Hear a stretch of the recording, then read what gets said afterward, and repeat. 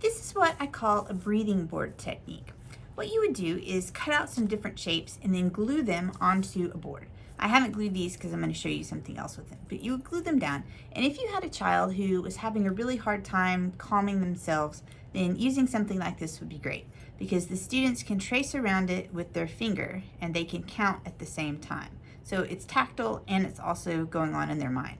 So they would go 1, 2, 3, 4, 5, 6, 7, 8, 9, 10, 11, 12, 13, 14, and then they could do that and they could count and go back.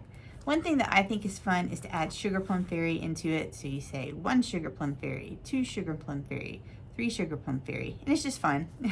Kids like that. So I would also have a few others on there, like I've got this heart and they could trace it. 1, 2, 3, 4, 5, 6, 7, 8, and then go back again. And you can encourage them that each time they say it, they're breathing in and it's helping them kind of calm down and also focus. Another fun way you can do this is if you have some white markers, they can draw the shapes. So I'll just draw a spiral. Not the best spiral, but you understand. Okay, and then they can take their finger.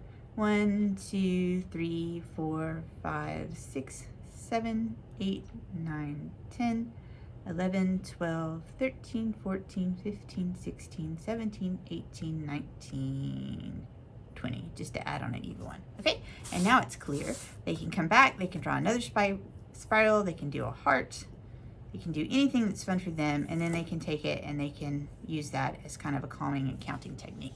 So that is what I call a breathing board, and it's something that you ought to look into if you're interested in that.